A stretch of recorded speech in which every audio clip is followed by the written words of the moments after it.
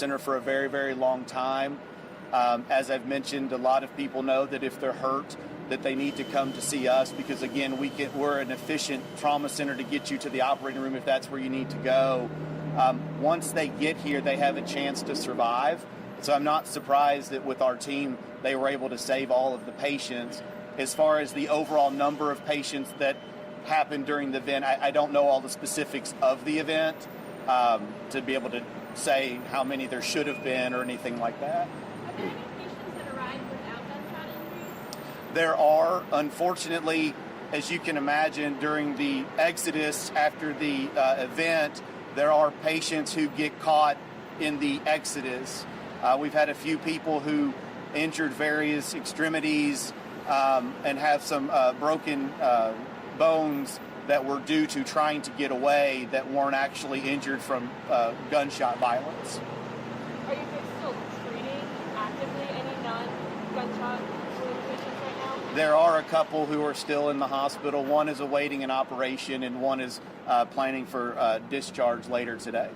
They're all considered stable at this point. Got it. Okay, so the 3 people who are still in the ICU, those are all gunshots. 2 in the ICU, 1 that is stable on the floor, but those 3 are, yes ma'am, all penetrating trauma.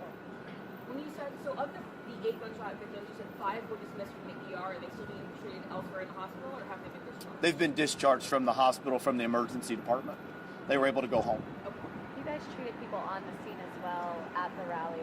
Were those same medical staff then treating people at the hospital, or can you describe, I guess, the team care that went into it? So fortunately, again, as with Dr. Carney, in our close relationship with her and Casey Fire, some of our nurses and medical staff are able to, as Mr. Shields mentioned, there to help take care of planned intoxicated people or minor injuries.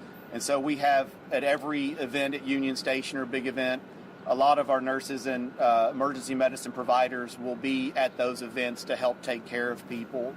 They're obviously not planning to have the event that they had yesterday, but fortunately with them there, they were able to help start the triage and treatment process.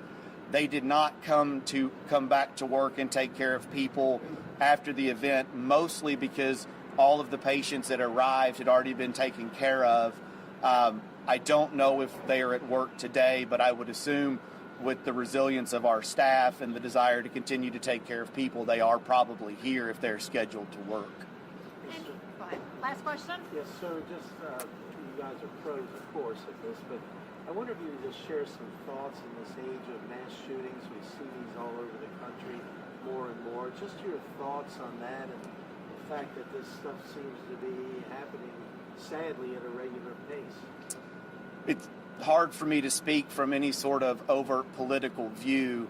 Every time we have one of these mass casualties, it's a tragedy. And I agree with you, they've become so frequent that unless it is a national story, a lot of times we don't hear about it. As the news mentions often, we do see a lot of high acuity injuries, whether that's from penetrating trauma, car wrecks, motorcycle accidents, bad falls that do need emergent care, and we train for that. But those patients aren't making the national news, but we are taking care of multiple victims on a fairly regular basis of high acuity, meaning without intervention, high chance of not surviving on a daily, weekly basis. And so I agree with you, it's hard to speak about, but every one of them is a tragedy, whether it makes the news or not. Thank you guys very much. Thanks for coming. Thank you for being here. We don't have ages right now. No, sorry. They're all Yes, everybody's an adult. Yes. Okay. Thank you. No problem. Sorry, I spelled it as fast as I could.